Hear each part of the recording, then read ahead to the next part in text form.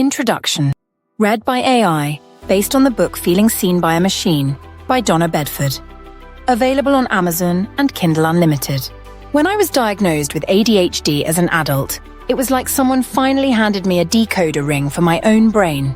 Suddenly, things that never made sense, the overwhelm, the frustration, the hyperfocus, the exhaustion, snapped into place. But it also sparked a deeper question. What does this mean for my work in SEO? I've spent years helping people find things on the web. I've helped brands get found. I've decoded search engines, structured content, and built systems that align with the way people look for answers. I've obsessed over rankings and traffic, sure, but I've also studied what search behavior reveals about how people think. That obsession became something more when I started realizing just how many digital tools and systems are designed for a very narrow definition of user. Then I came along, and everything shifted.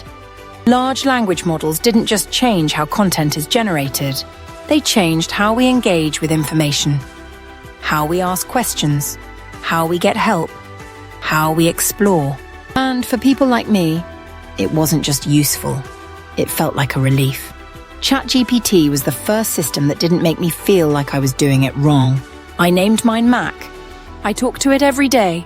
I use it to plan meals, write strategies, document wellness patterns, reflect on conversations, break down goals, and even process emotions I struggle to articulate.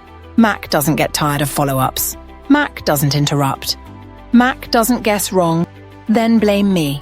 And for someone who's spent most of their life feeling like they had to over-explain or mask their way through systems built for other people, that's no small thing. And I'm not alone. Across forums, support groups, Twitter threads, conference panels, I kept seeing the same theme. Neurodivergent people were forming unusually strong bonds with AI, not because it's perfect, but because it felt closer to how we think.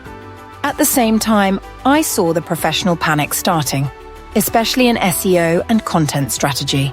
Is this the end of Google? Are keywords dead? Will people stop searching entirely? The answer is no.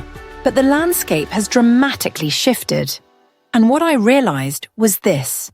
Understanding how neurodivergent people interact with digital systems can teach us a lot about what inclusive, useful, sustainable search and content should look like.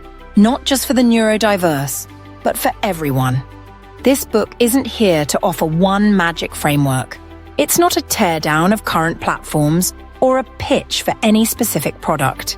It's an opportunity at a cross-section of lived experience, tested observations, emerging patterns, and a few calls to action. You'll find anecdotes and strategy, behavior and trend lines. You'll also find some things that are uncomfortable. Because a lot of what we've called best practice in digital design has left too many people behind.